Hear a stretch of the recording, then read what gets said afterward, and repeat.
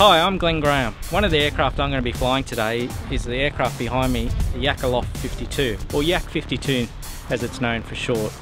It's a Russian military aircraft designed in the 1970s. The one here is a 1996 model, one of the later models. It's powered by a 9-cylinder 360 horsepower radial engine, so it's got 9 cylinders in a circle. It produces that 360 horsepower at 3000 RPM, so it really gets up and goes. It's an all aluminium construction and fully aerobatic and rated to 7 Gs and minus 5 Gs. During the display I'll reach that maximum of 7 Gs and probably around negative 2 Gs. It doesn't have a full symmetrical wing, so it doesn't like flying upside down. It's actually got a flat bottom, meaning that flying upside down you need a lot of forward stick. It doesn't really like to be there. One of the interesting facts about the Yak-52 is it doesn't run on any hydraulic systems. All the systems run off a pneumatic system, meaning compressed air. In Russia, it gets to well below freezing, so hydraulic fluid just frees up. So all the systems like the starter, the flaps, the undercarriage, they all run on compressed air. The compressed air is generated from a little compressor that's connected to the engine.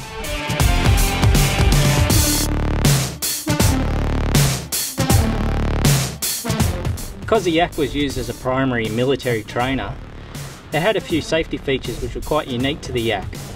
One of them is the undercarriage. When the undercarriage retracts, it actually folds up and locks into these pins up here and doesn't fold into the wings.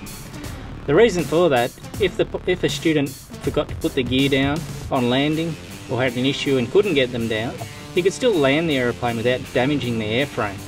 It'll still run along the ground with the wheels folded up, and the pilot can still use the brakes to pull the aircraft up.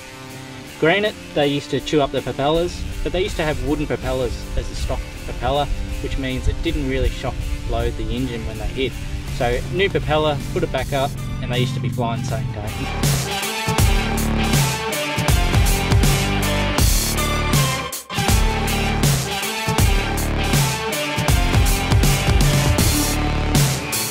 Looking at the Yak-52 instrument panel, you'll notice that all the instruments are in Russian still, all the original instruments, except for the altimeter.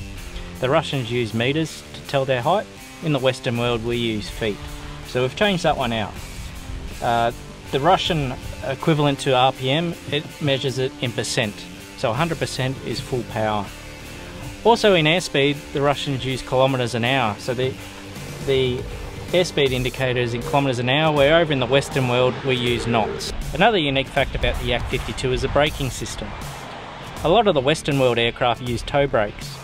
The Yak-52 doesn't use toe brakes. It utilises this bicycle brake on the control column. To turn on the ground, what we have to do is deflect the rudder which way we want to go, then slowly squeeze on the bicycle brake. What that does is send air to that brake, that wheel, and lock it up, meaning that we can turn left and right. It's called differential braking because I've got to use the brakes to turn this aircraft on the ground, because I can't use the rudder pedal to steer the nose wheel.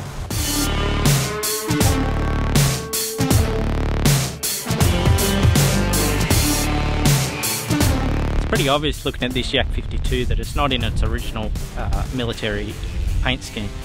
We've livened it up a bit with the Bennet Airshows colour scheme, the same paint scheme that's on Paul's Wolf Pits Pro. So here's some performance specs. The Yak actually cruises about 135 knots in the cruise. While it's cruising, it burns about 60 litres an hour. The Yak only holds 120 litres total, so within 2 hours you're going to be on the ground. When we do aerobatic flights, the air display that you're about to see, the aircraft's burning about 80 litres an hour, so it really chews through the fuel. You'll notice that the ailerons on the wing are quite long and go right to the tip. This gives it a roll rate around 160 degrees per second, so it's no slouch in the aerobatic department. I'm going to get in and fire this bad boy up, so see you soon.